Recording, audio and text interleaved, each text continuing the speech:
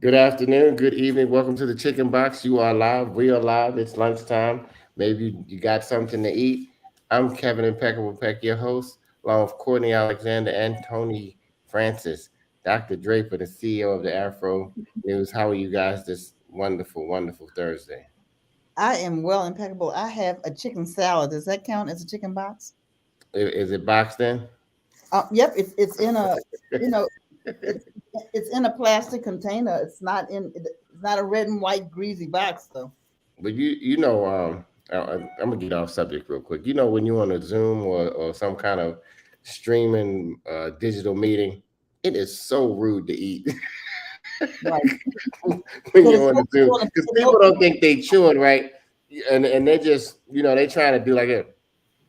We Or they still do see you. or We they do actually do see you. or they turn you All off right, on you. enough about the food for right now. Yeah, that's what the button is for. Look, if you've never been to the Chicken Box, it is powered by the Afro American newspaper. Yes, Maryland's oldest black business, 131. I used to say 130 last year, but we are heading towards 131, everybody.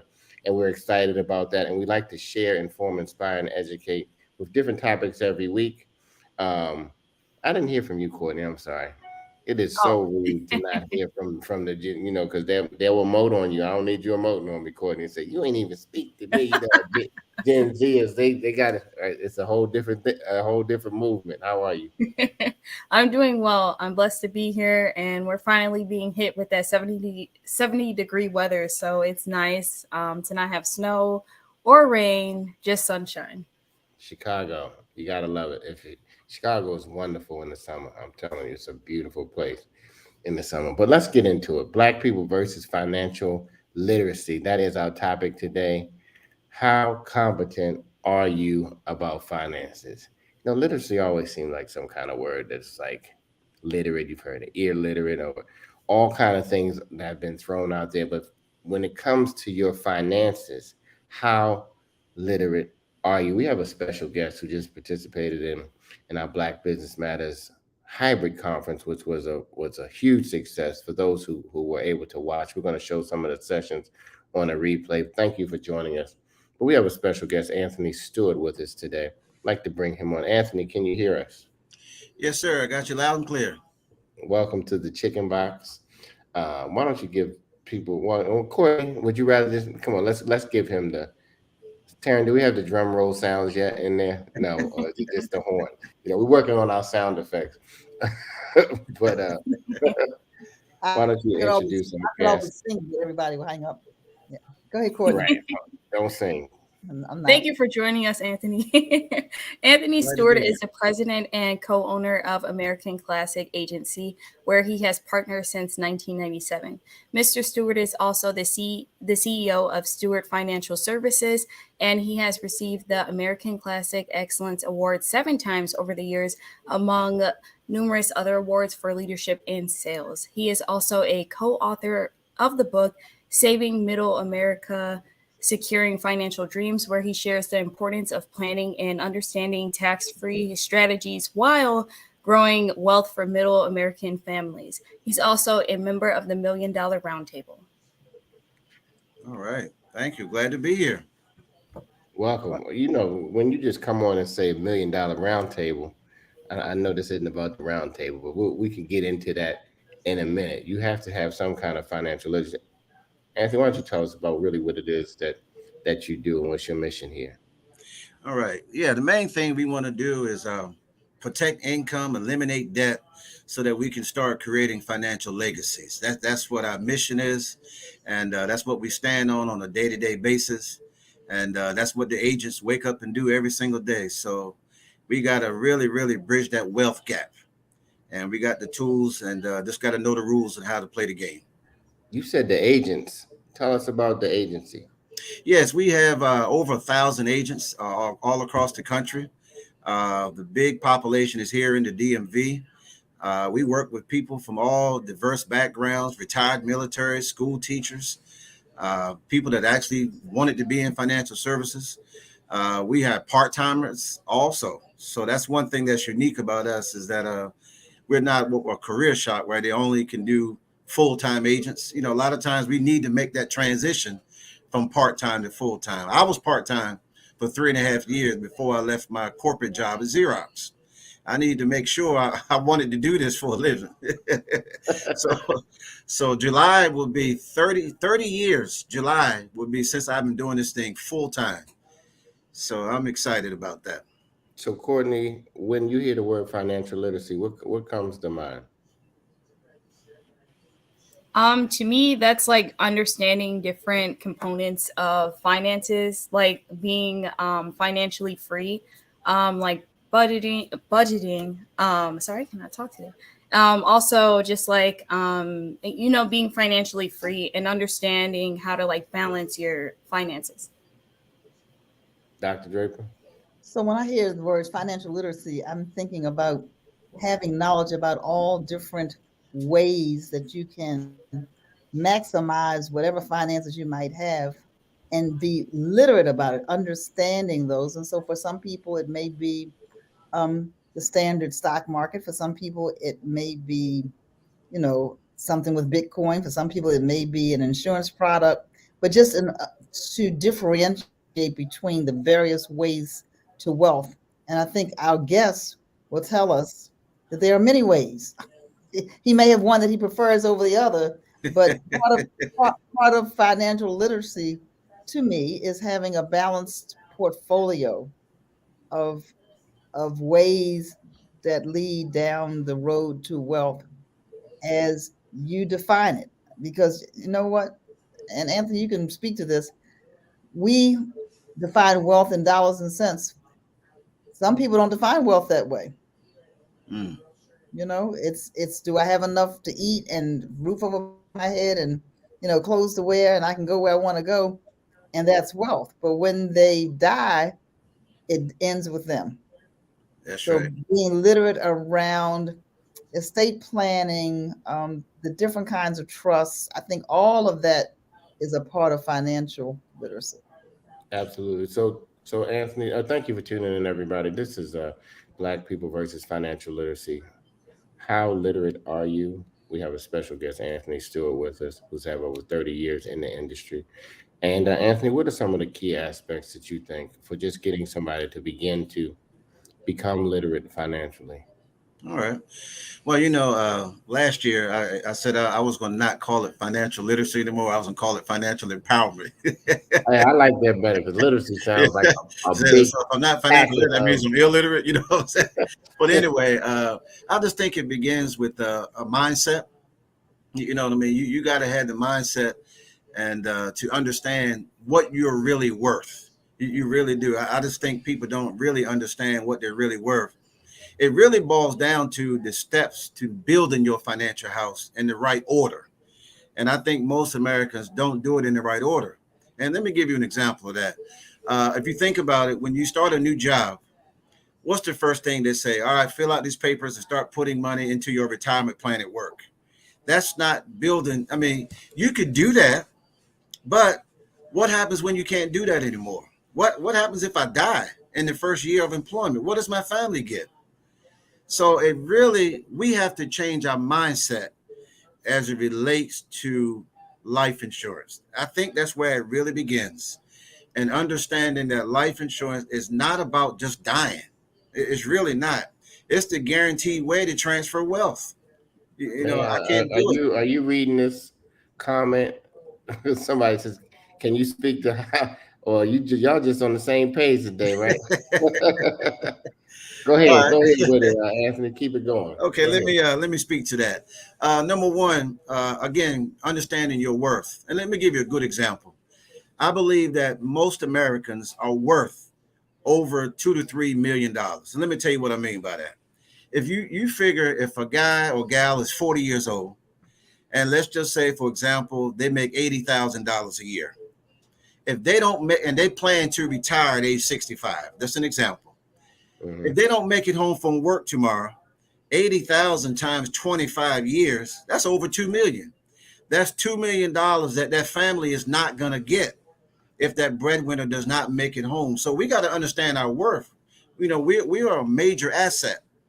So as it relates to insurance, where else can I go and I could make one payment and I die, my family could get $1 million. I don't know of any financial vehicle that I could do that with. I can't do it with the stock market. I can't do it if I buy $1 million home. I don't know what that home is going to be worth 10 years from now, 10, 20 years from now. But $1 million policy is going to pay my family $1 million tax free. So that's just the death part. But what if I'm living, right? And I have a cash value policy and I have $100,000 worth of cash value. I want to go buy a house or I want to go buy an apartment building and I'm not yet, and I'm under 59 and a half. Where does that money come from? If I touch my retirement plan and work, that's a 10% penalty. But I could go into my insurance policy with no questions asked, have guaranteed access, non-structured payments, meaning I pay it back when I feel like it, right? They use my policy as collateral, so I mean, the policy still performs as if there's not a loan taken out against it. I'm guaranteed compound interest. I mean, so we got to understand how the wealthy use it. They don't use it just for death. They use it for tax reasons. And that's what we got to start doing. So that's both financial empowerment and financial literacy, right?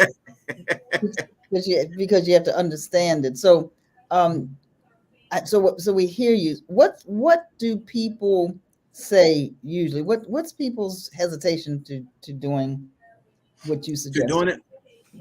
Or is there any hesitation? It may not be any. Well, some people think, insurance, it's, we all listen to the same radio station, WIIFM. What's in it for me, right? So when we think about insurance, well, that's for my loved ones when I die. It is. It's supposed to be. The Bible makes it real clear. We are supposed to leave an inheritance, not only for our children and our children's children. But what's in it for you also is, suppose you need to go buy a new car, right? Either we're going to pay interest or we're going to become our own bank. So now I don't have to go and take out a loan from Truist. I can go in my policy and take it out without asking anybody. So that's control. You know what I mean? That's control, having liquid cash. I use this acronym called luck, right? I always ask people, how's your luck as it relates to your finance? They say, well, what do you mean? The L means liquidity. Can I get to it? Use is the U, control. So we got to understand who controls our money. The government controls our retirement plan at work, not us. Keep it going, man. I mean, we speak on that. Okay, listen. If you just tuned in, listen, sometimes people don't like to talk about literacy. So we're going to lose that word. We're going to say Black people versus financial empowerment, because that's right. When you get the knowledge to do better, then you should do better. You understand what I'm saying? Because sometimes something is the better thing to do. What that doesn't mean that you take steps to do it. And a lot of us don't take steps to do it until a tragedy happens and it's too late. And you said, man, Anthony talked to me about securing a financial path for my children and children's children. And I just heard it and it sounded good, but I did not, one, know where to start, or maybe I did, or two, take the steps to do it. So when you say you have agents, does it cost somebody to sit down and talk with you, Anthony? Not at all. Consultation is at no cost, no obligation. No cost and no obligation. What do you do to get somebody to move the needle? What do you really instill in a person to take action? Or have you found that trigger? I'm asking because well, you got to find out what's important to them. That's the first thing. What do you want to happen? If you become disabled, what do you want to happen? Do you want your paycheck to still come in? Then that's the case. If that answer is yes, then you need disability, right? This month happens to be Disability Income Awareness Month. So we gotta protect. It's always asked this question: if you had a machine in your basement, and that machine's job was to print out money, would you take care of that machine? Absolutely. Well, you are that machine. You go to work to produce money. So we got to protect it, right? So that's how, what do you want to happen? What do you want to happen when you pass away? And who do you care about? If you love somebody and you owe somebody, then you got to protect those people that you're leaving behind. And I know we have to do a better job in our communities. I don't know about y'all. I am sick and tired of GoFundMe. I'm sick and tired of that. I did a Facebook Live about 6 months ago talking about it's time to retire GoFundMe in our communities. We can do better. Absolutely. I agree with you. We just tuned in. This is Black People versus Financial Empowerment. How competent are you on the financial chart of securing your future, not only for yourself, for your family? Courtney, what's coming to your mind for, we're a generational show, Anthony. I represent the Gen X. Dr. Draper, she's a hybrid. She's a boomer millennial X. Z. She has all of them. What about you, Anthony? What gen do you fall in? For the Gen X folks, young folks. You Gen X or what are you? I'm in the middle there. You know what I mean? I'm above Gen X. You're 30 years in the game, so you're not no Gen Z. No, not at all. Not at all. So Courtney, how is your generation? Have you seen? Is it all TikTok and Instagram, or what's the financial temperature for your generation? Yeah, I would say we will learn about finances through like Instagram and TikTok. Through that, I've learned a lot about like life insurance policies, like Anthony mentioned, and something about a Roth IRA. I started looking into that. I'm seeing so many videos on that, but people just give tips on that, and they'll like explain different financial aspects through the app. So I feel like we can learn a lot through like social media platforms. People do it on Facebook as well. And you can also learn through like Instagram stories. People will do like polls like, do you know about like a Roth IRA? And then, they could just do a whole segment. So a lot of people are just like spilling a lot of information on there. So as they spill that information, what comes to mind that you could maybe want to ask Anthony as our expert today? Yeah, something that I'm seeing a lot on is generational wealth and like building that. So I want to ask you, like, can you speak on building generational wealth and like, what's the significance of doing so? Okay, good question. Generational wealth, number one, I always like to use this situation. If very few people, they might know that they know their father, they know their grandfather, they might even know the name of their great grandfather. But that great grandfather, if I left money to that individual, that great grandchild, they're gonna know my name, right? Because that's the generations. So when you start talking about generational wealth, and I know there's a lot of financial tools out there, mutual funds. You just mentioned the Roth IRA, but we got to understand the limitations on that. If you start making too much money, you can't even contribute to a Roth IRA. You know what I mean? And then you got to think about how much you can even put in your retirement plan at work. For your age, you can only put in 19,000 or something. I always ask the question, why does the government put a limit on how much I can put in my retirement program? But as it relates to life insurance, you can put in as much as you want if you structure it properly. And that's the key. You got to structure it properly. If you want to put in $100,000 a year into a policy, you can do so as long as it's structured properly without it becoming what we call a modified endowment contract. So I think the key with generational wealth is we got to keep the government out of our pockets. And the best way to do that is with insurance. And they got the law set up. That's why you always hear that the wealthy pay less tax than middle class, because they understand taxes, right?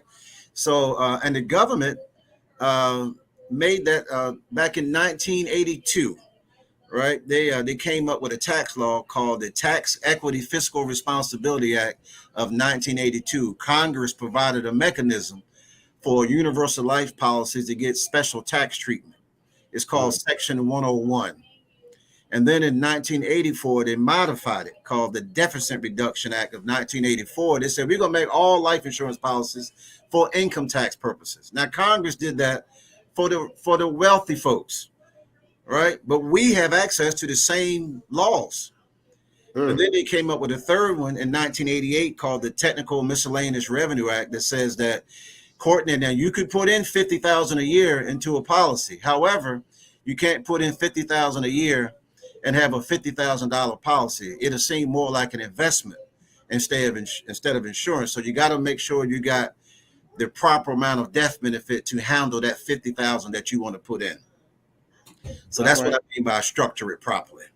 So y'all didn't even know how strong insurance was. This is Black People versus Financial Empowerment. And Craig Talley asked, most people say, have you heard this? Buy term and invest the rest. Does that still exist? Yeah, it does. Unfortunately, it does. But that most people don't invest the difference, right? They spend the difference. That's the first issue. The second part is that, and I hear people say, well, you should be self-insured at 60 something. You shouldn't need insurance. Where else can I put a lot of my money into and not have to pay Uncle Sam? You know what I mean? So you can do that. How does that happen, Anthony? Well, if you could get a whole life policy or a properly funded universal life policy, as much as I want to put in it, that's what the wealthy people do. That's what banks do.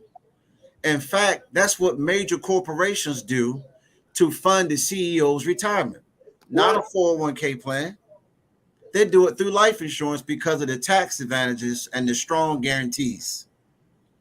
They don't do it with a 401k. If a CEO makes $1 million a year, he wants to put aside more than $25,000 in a retirement plan, right? So he put it in insurance. Even if you're the CEO of the lemonade stand, you want more than that. That's right. So that buy term and invest the difference. That formula has failed middle America. I'll tell you that straight up. Yeah, probably because we as human beings aren't responsible enough or haven't shown responsible enough to invest the difference. And a lot of times we don't know how or where to invest the difference. And even if they did, I mean, let's say you got $800,000 in cash, you still need insurance because that's the foundation of it all. You know what I mean? Hey, let me hold some of that, Anthony. You spitting out these numbers. A lot of times people don't even think they can accumulate that. And like you said, I think it does go back to mindset. Dr. Draper, what's on your mind? Like sometimes you can miss the financial empowerment right at a certain age, and then that's what I was going to talk about. Okay. Because we hear a lot, and you've even said it. When you're young, you do this, you do that. You're young, and you can save for the future, or you can invest in insurance, whatever the product may be. But I looked at a statistic recently that said, I don't know, it was over 50% of retirement age people who are not ready for the retirement financially. Did they just miss the boat? Is it just too late for them? I don't think it is, because we're living longer. You know what I mean? Let me give you a good example. I had a young lady in my office the other day. She is 59. She's talking about retiring at 62. Okay. I want you to go older, though. Older than that? 70?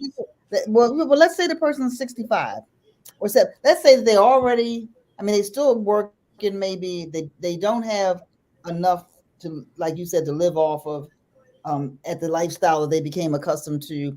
And so would we just say, okay, you just got to keep working till you die? Or or is there an on-ramp for people who are beyond the 59 and a half? Right. Well, the thing is, they probably have money somewhere. A lot of elderly folks are really big believers of the bank. They may have $200,000 or $300,000 just sitting in the bank, really pretty much collecting dust. And a lot of times I'll ask them, well, what's this money for? And they normally say it's for my grandkids or whatever the case may be. So in a situation like that, they can still put money into an annuity, and have a guaranteed lifetime income that they can never outlive. So it's really not too late. They definitely should not be in the market at older age like that. You know what I mean? They really shouldn't. But at this point, they cannot afford to lose any money. What market you talking about? Safeway? What market you talking Stock market. Hey, if you just tuned in, this is Black People versus. We used to call it financial literacy. Literacy seems like such an old word. We're gonna change it to empowerment because you need to be empowered about your education in wealth and finance. And we have a special guest, Anthony, and we're just here to really to push you today to go deeper and further in. And I think we can show his website because he has uh, a plethora of capable agents who are willing to help speak to you that cost you nothing to get you on the right track of not only financial empowerment but to generational wealth like Courtney spoke about. um, we had a question come up about a trust. I know everything is just going through everybody's mind, but does your company handle trust as well, Anthony? That's not one of our areas of expertise. However, we do have some agents that do that as another part of what they do. In fact, our chief marketing officer, he does a lot of that, setting your business up right with trust and making sure your family doesn't have to go through all the probate and the court decides on what they're going to do with your assets and all that. So that is something that we recommend. It's not a company service that we provide, but I do know folks that deal with that on a regular basis. Absolutely. So yeah, you said we got to walk a little bit and then you're up and running. That's when you can't skip second grade and go straight to the 10th grade. I got you. so you take them in when they crawling, Anthony, financially, and then you help them to get up and running. Got to start off early, man. I just saw the question Craig asked. Yes, we do a lot of seminars, and we want to do more. We do them in churches, civic organizations, fraternities, sororities, book clubs. We do a lot of them with people just want to get their family together.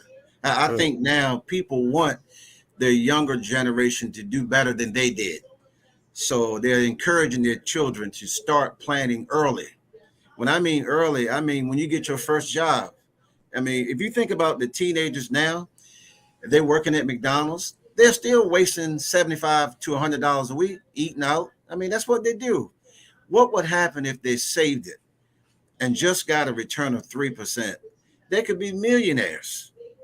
You know what I mean? So we just got to teach them early and start early so that they can have better time to build up some wealth. So being in this industry, Anthony, when you hear start early, do we have any examples of a young person who just listened?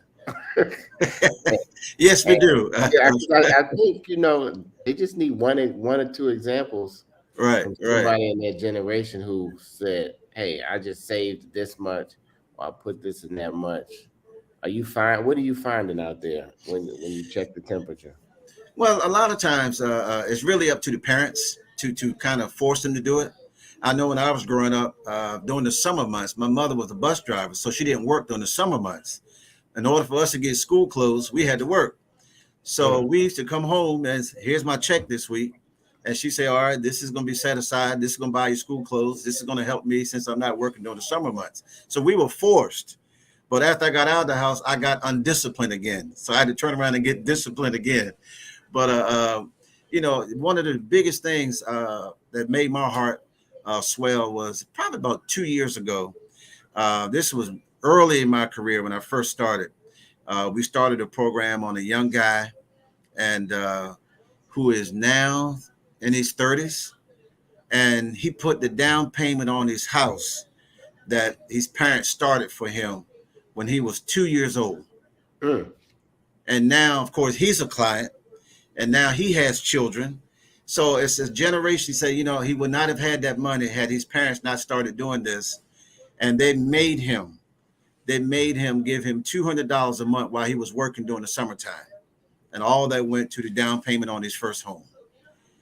And so I love those kinds of stories. That's phenomenal. Dr. Draper? Yeah, that is very good. I mean, I know some young people who are very disciplined financially, but I also know some young people who are very obsessed and worried about the financial markets. Can you say something about these latest crises, at all, how it impacts your business, if at all, about the banks? Were there 4 banks that have failed this year, and Mhm. the Feds keep raising the interest rate as they did again on yesterday? How does it impact your business, and how does it impact people's outlook for investing, or does it? Okay, that's a good question. Well, actually, it helps our business because I said, well, how much are you putting in the bank anyway? I put aside $1,000 every time I get paid. I said, oh, okay, what bank is it? Bank of America. I go to the website.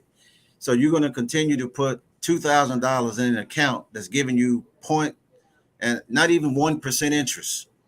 So I tell them about the rule of 72. If you got 1%, it will still take 72 years for that money to double. So you're getting less than 1%. Good Why are God we Almighty. putting our money there? Because that's convenient. You know what I mean? I said you could put that same amount of money into our insurance policy and have a guaranteed interest rate of 3% and no risk involved, and it's protected. So when you look at that, I think we just got to educate our folks to know that regardless of what's going on, World War I, World War II, the Great Depression, insurance companies still pay dividends. That's powerful. That's the safest place. That's why the wealthy do it and banks do it. It's called BOLI, BOLI. Bank of America and Wells Fargo, each of them have over billions of dollars, like 20 billions of dollars of permanent life insurance because it's an asset for the What? banks. It's called Mhm. BOLI, BOLI. Yep. BOLI, bank Bank owned life owned life insurance. insurance. Okay. I'm on, technology. I'm right on the Google while you're with it. Look it up, y'all. Don't take his word for it. The banks are taking our money, right? Where they can invest what, $10 for every $1 we leave in the bank. Yep. That's crazy. And They charge can someone else interest. and So charge us interest and give us back yep. point 0.00001 Yep. 1% Yep. on our money. We are not awake, people. But you can be your own bank. We can Be teach you your how to be your own own bank. bank. Everybody, look, this is Black People versus Financial Empowerment, powered by the Afro American newspaper, 130 years of informing, educating, and inspiring. And you're just talking about eating, but for less than 2 Uber Eats, you can get a digital subscription to the Afro. We got, y'all. You know what I mean? We want to stay Black owned and Black operated for the next 130 years, but it's going to take the dollar to circulate to us, so we can circulate it to you. We can circulate it to Courtney. We can circulate it through Anthony. We can keep circulating it all through. Wait a minute, don't leave me out of the circulation of the I'm dollar. coming. I'm coming to you, Dr. Oh, Draper. you're coming, okay. You know what I mean? It's a Can't leave you circulation. out. It's a system. You know what I mean? Everything is a system. We got all kinds of systems, but we needed to circulate beyond the beauty shops and the barber shops. We have to figure out how to circulate this money. And if there is some crumbs or some cheat codes that the wealthy have left, Anthony and a few others have cracked it that says bank on yourself and don't Yep. let the bank and all of these other 401ks and all this other stuff who locks your money up. How long, Anthony, is your money locked up? Well, I In mean, you can jail. get it, but Uncle Sam gonna show up early if you touch it before 59 and a half. They lock your money up, baby. You saying you can do better? You can beat the 401k returns through insurance. Well, and that's something that I think I see a lot out there on Instagram and TikTok, trying to compare it to a 401k, and it's really not to compare. They're two different vehicles. Okay. Life insurance is just a parking garage to park your money for opportunities that show up. Now you can design it and design income and all that, but you got to understand the cost of the insurance itself. So it's really not, it's apples to apples kind of thing, but we got to understand what it does. A competitive rate of return is safe, no risk involved. but it's not a 401k. You know what I mean? So that's a little different. So Anthony, I want to shift the conversation just a little bit. We touched on it. So there's a person this is a made up person, but you may have come across this person, a young person, a person between, let's say, 25 and 40, and they don't think they make enough money to bank on themselves. They think they have to wait until they get to, and I'm sure you hear that, I want to do it, but I don't make enough money. I can barely get my rent. I can barely. So what do you say to young people? I mean, what if they think they don't have much money, certainly if they think that they won't have it, but if they only have some, how much can they get into the insurance business? What's the minimum, I guess, is what I'm saying. When you say insurance business, to become an agent or just to buy a policy? Become an agent and to park their money there. Okay. In one of the instruments that you or one of your agents might offer. Okay. First thing we do in a situation like that is we got to fill out a budget sheet. Very few people fill out a budget sheet. I mean, churches run on the budget. The Afro has a budget. So why don't you and I have a budget? Just say it one more So we time. got to see what's going out, see what's coming in, and see what's left over. So even if it is a small amount, let's say we did a budget sheet, this person forward, they say, well, okay, all I got is $60 a month. Well, the first thing we got to do is guarantee their insurability, right? I say, you know what? Right now, based on our analysis, you need at least $500,000, and it's not in your budget to get a permanent plan. But we can start off with a term, and then we can go back and convert that term without ever asking another medical question ever again. That's the most important thing, is to get covered. That can never be taken away. And then as your income goes, by this time, I would have recruited them to be an agent. So now they are going to make more money. So now they can go back and afford the permanent plan that they really wanted. Okay, hold on, Anthony. Anthony is saying, look, you might have capped out at your job, but if you come, what's the name of your company, sir? American Classic Agency. If you come to American Classic Agency, there is no ceiling to what you could earn working with you. And some people don't understand that, right? They don't understand that I can earn what I kill. I don't like to say that. That's old school, but like it's no ceiling on my income, basically. That's Eugene right. Mitchell says, teach. Craig Talley, thank you. Pamela, what's up, President Stewart? Byron D says, loving on it. Lenore Housey says, this is great information. The thing about great information, y'all, is we got to share it. And you got to be willing to share. So hit the share button if it comes up, whether you're watching it live now or somebody's going to take this information and make a difference. Because somebody earlier said, we tired of GoFundMe's, people. But it's a GoFundMe, unless you're really young, is a selfish act of laziness. If you're an adult and have kids, it is a selfish act of laziness that you don't take the time to even ensure that even your burial happens. And nobody likes to really talk about it, but you better talk about it, because if not, you'll be trying to put together the funeral. Because believe me, Wiley Funeral Home and them, they're going to get their money.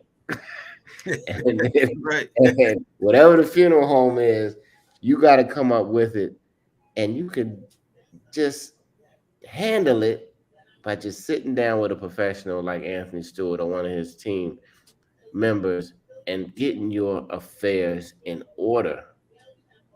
Right? Do the work, y'all. Stop being lazy. I'm pushing everybody, including myself. And if you feel like I'm stepping on your toes, I'm not. I'm stomping on them because of the frustration in our community of what we do with our money, from the Jordans to the Gucci to whatever, all of the Louis and Gucci, and no insurance and no sacrifice. Dr. Draper. First of all, I want to speak up for the funeral homes, because they are a business, so they're supposed to get their money. Absolutely. So Brother Wiley, we're not calling you out, but they're supposed to. Oh no, we're not calling you out, but we saying, no, I'm just saying. But on the GoFundMe, what people don't realize, they set up the GoFundMe, It costs you nothing to set it up. You're going to pay nearly 3% plus a transaction fee every time somebody makes a donation to the GoFundMe, because GoFundMe is a business as well. So it's an easy way to, to do it, but it's like the fees we get when we buy tickets. Just people need to know the intended recipient. So that's another hit on your money, right? Right, Anthony Stewart. That's another hit. Not only should GoFundMe not be your option, as Mpeckable said, but it's also not 100% to the person you're trying to raise the money for. That's right. And Courtney, it is, like I said, if you love somebody, you gotta do better. And I know there are organizations out there that all they sell is burial policies. That's it. good And God I was Almighty. talking to a guy the other day, and oh man, I'm doing this, I'm doing that. I said, but yet you're selling $30,000 policies. This guy is 40 years old with 2 kids. What are you gonna do with $30,000? Well, he's gonna die and he's gonna use it. Okay, he's gonna die if he has $1 million policy. Right? I mean, what's $30,000? And you know what that reminds me of? It reminds me of what they did to my parents and grandparents 100 years ago. Mm. I remember like it was yesterday, the insurance man coming and collecting that $12. And I remember some weeks my parents said, tell them we don't have it this week, because it was 10 of us, right? Mm. So, and people still doing that. So that's why at ACA, we say we're going to make sure every individual has a bare minimum of 250,000 minimum, whether they're 20 years old, 25 years old, single, no kids. It just makes sense. Absolutely, because it's a time when the kids can't take care of themselves. That's right. That's right. And as a responsible parent, you want to make sure that they can be able to really sustain the lifestyle for a second. That's right. But then as they get older, maybe, maybe the needs change and they have the ability to earn income themselves, and you don't have to pretty much fill the gap. Not that you don't want to give them a head start, because we want them to have a better chance at starting getting a house, owning something, understanding insurance, and really getting a financial empowerment early, so that we can really understand how it works. Like you said, the tax laws, it's so many codes in it, and the rich just know how to go get it. You look at these people like, how did this billionaire only pay this much in tax or do X, Y, and Z? They had somebody who knew how to read the code and how to instruct them on financially how to. They're not beating the system; they're using the system. I would like to say. And Anthony, thank you for what you do for 30 years of teaching people. Tracy Walker says this is vital information. She's 39 years old, finding herself in that position, daughter, and planning her financial future. Also caring for her mother and mother-in-law, which a lot of people are now doing, because that's the right thing to do, Tracy. But you also want to, if you plan early enough, if mama plans early enough, daddy plans early enough, there is some money to help you so that you're not burdened down during this whole situation, and that you can afford somebody to help, even if you don't want to put them in another place, but somebody can come in your house and give them the care and the things that they need to really make their life comfortable as they Mm-hmm. get older and transition, because we all getting there, and hopefully when you're older. But as we see, it's not always the case in the news. People are dying younger and younger, and you don't know when your time's up. That's right. I mean, I'm going to share a sad story. I had a friend of mine who took some kids on a spring break, and there was some other kids drowning or out in the ocean, and they went to help them, and the current pulled them under, and unexpectedly, he passed away, and somebody else's child that he had brought on vacation with him passed away. When Mm. they went on spring break, they had no clue. Now, I don't know where his financial affairs are in order or not in order, but you just really don't know. But Mm. what you do know is you can hear all of our voice right now, and we're saying, get it together today, because tomorrow you're not sure. So if That's you right. don't know where to go, start with Anthony. Start with Anthony, and he can guide you. He might not be the guy, and he might be the guy for you, but you can at least have a starting place. Put the website up there one more time.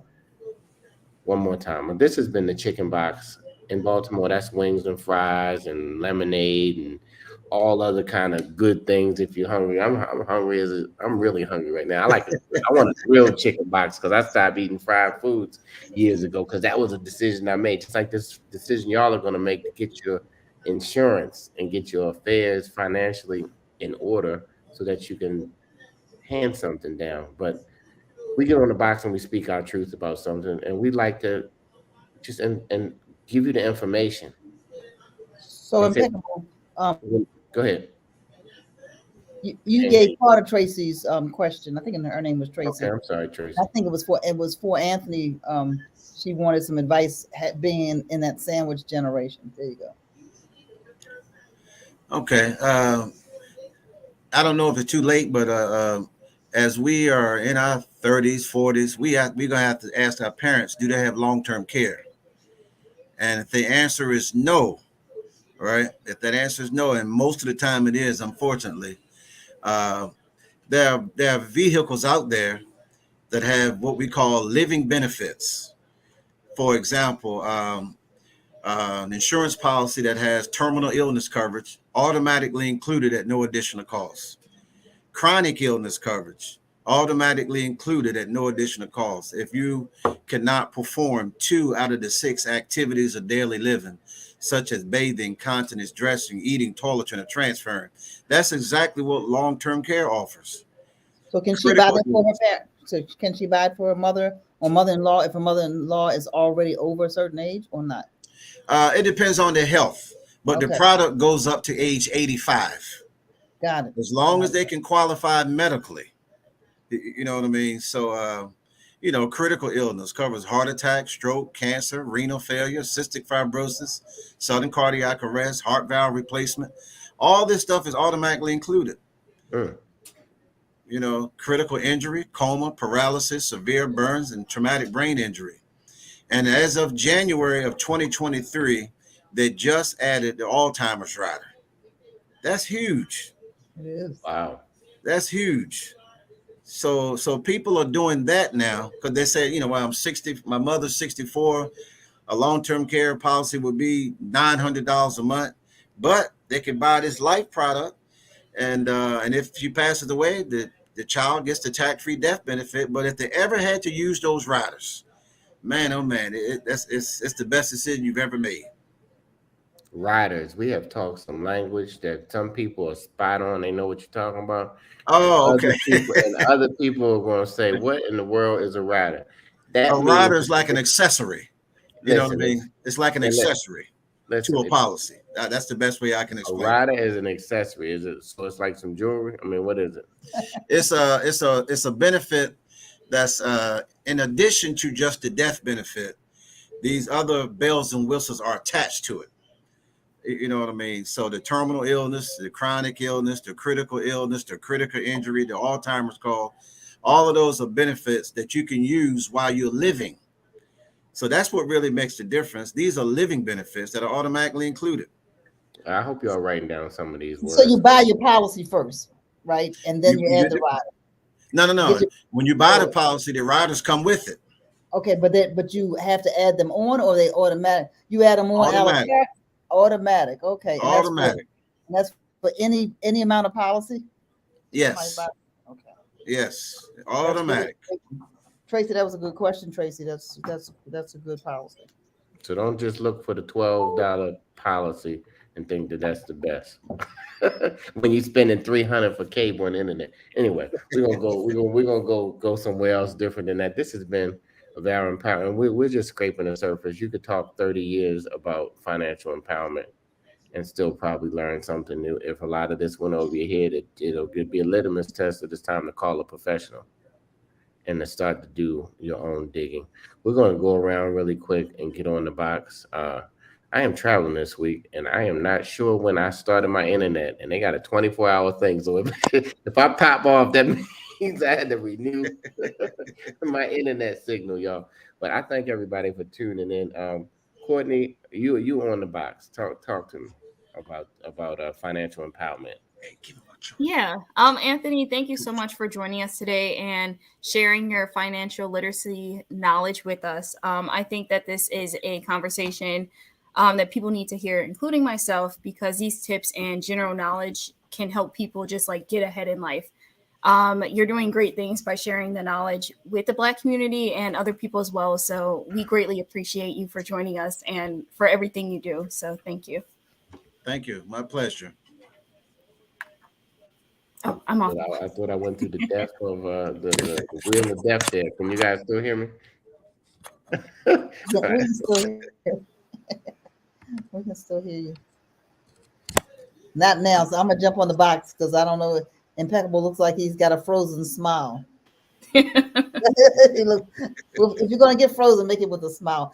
And so, yeah, he's gone. He'll be back though. So, Anthony, thank you again for supporting our Black Business Matters Expo. I hope that you enjoyed it as much as we did, and you I know, did.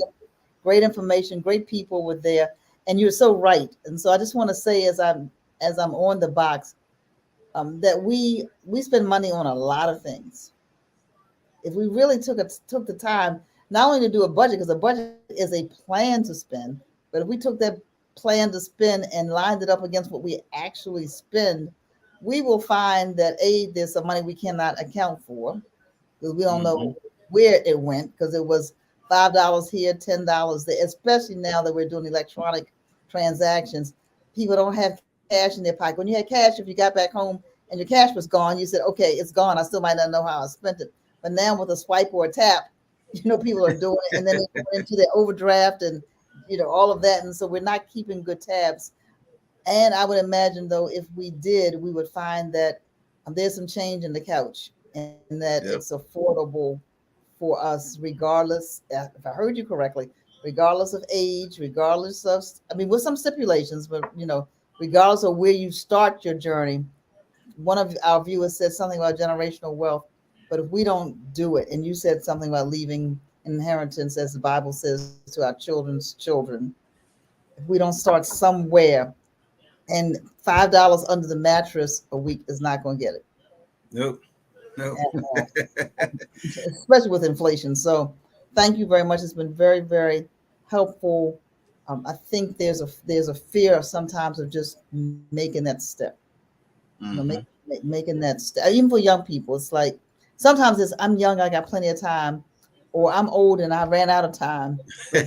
But making that first step. So again, thank you. And we'll get the last few minutes. If Impeccable comes back, he can jump on the box. Now you don't have to talk about this topic. You can talk about anything you want. Consider the box. This is your pulpit. Consider the box. Okay. Your pulpit for whatever you like to say. The thing is, just really enjoying what you do.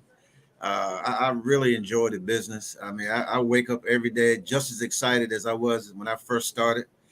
And I just our company really wants to help other people. We are dead serious about what we're doing. Last year, we put over $1 billion of future tax-free transferable wealth back into the community. This year, our goal is 1.5 billion. And so we got to cover 6,000 lives at 250,000. That'll get us to the 1.5 billion. So that's our campaign right now. And it started out as just a vision, and then it became a mission, but now it's a movement. So we're excited about it, and we just want to get out and work in our communities and present at churches and civic organizations and let them know who we are and what we're doing. And we're 60% of women now. I thought I'd throw that in there. 60% of our sales force are women. That's great. That's great. Women are great relationship builders, That's right, as well as closers. That's right. So you are a wise president. And you said you have agents all over the country, right? Is that what you said? Okay. We'll be in Chicago in August. Oh, okay. At it's a conference called the CAAFP, Conference of African American Financial Professionals. And this year it's in Chicago the first week in April. I'm sorry, August. So I'll be in Chicago the first week in August as well. Courtney, who's in Chicago, for what they call LMA, Local Media Association Okay. Fest, LMA Fest, and so Okay. we'll be in Okay. Chicago. I think it's August 1st, 2nd, and maybe the 3rd.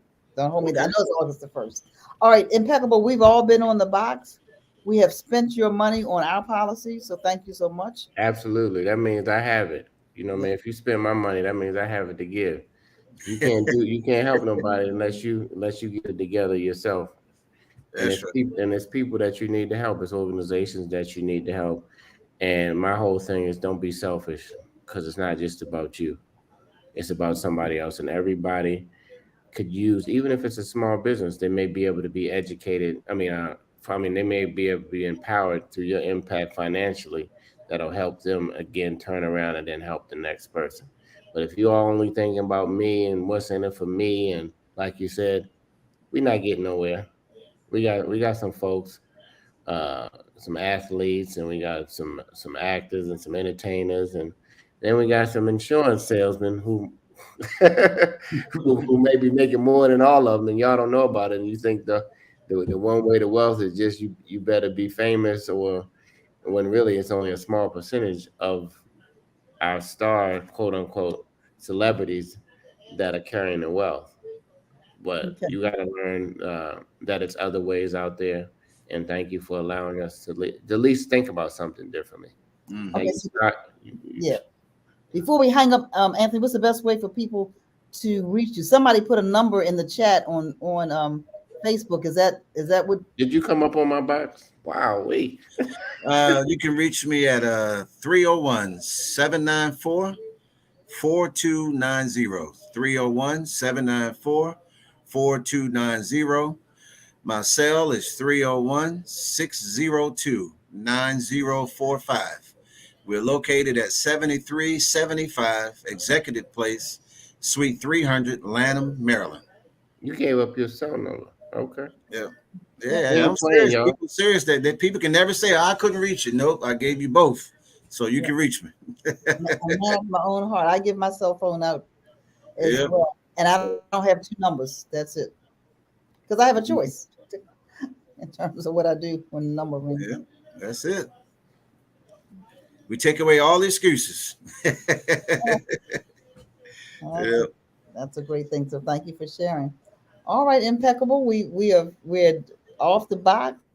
Y'all pushed me off the box. I wasn't even finished. Anyway, No, go back on. Go back on. I Go don't back. know. I'm in my feelings now, so I'm gonna let it go. I'm emotional today. So anyway, let's get our financing is in order, y'all. I hope you go to afro.com and support the oldest black business in Maryland, because we're gonna be here for you.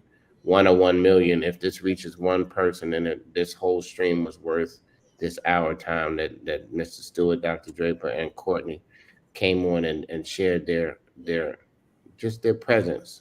And it wasn't for ourselves. This was for you. And that's what we've done in the past, and that's what we're going to continue to do.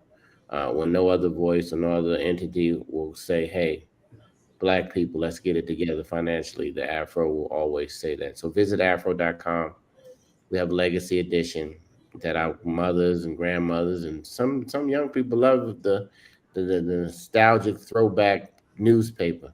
But digitally, we have to the second news that you can always keep up with. So support us, and we'll be definitely there to support you. Thank you, everybody who tuned in today, and do us a favor. It's gonna cost you nothing. If you can't afford a subscription right now, like us on Instagram, like us on Facebook, like us on Twitter, on all these they matter because they matter to our advertisers. And if you don't know about the media business, it's supported through advertising. So thank you, everybody. God willing, until we meet again, take care of your family. Don't be selfish. Anthony Stewart, we appreciate what you do in the community because it's needed. And continue. Subscription is $40, less than two Uber Eats, or $100, which if I broke it down by the day, you might spend it in one day at a dinner. But it helps us bring new talent. And a lot of people times when other media organizations won't allow our all-star African American professionals to get a start, the Afro has always been here with their doors open. and to help. And a lot of people, if you meet them along the way, they'll say, I got my start at the Afro, and that's because of your support. So thank you, everybody. That is not a PSA. That is just what it is. And those who it reaches, we love you for it, and thank you. And thank you for sharing. Until next week, we look forward to another interesting conversation on, I'm not sure yet until the producer tells me. But I'm going to be here for it, God willing. Have a great day, All everybody. right. Take care.